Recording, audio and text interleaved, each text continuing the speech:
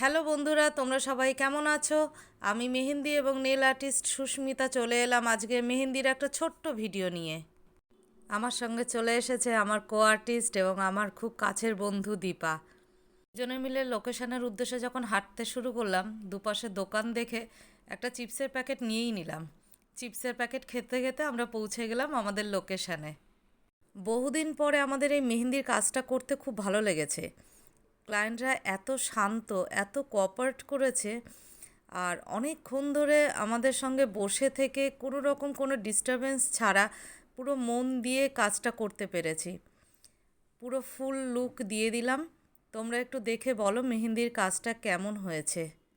আমার কাজ দেখে যদি তোমাদের ভালো লেগে থাকে আর তোমাদের স্পেশাল দিনে যদি এরকম মেহেন্দি পরতে চাও হাত ভরে, তবে স্ক্রিনে দেওয়া নাম্বারে আমার সঙ্গে যোগাযোগ করতে পারো।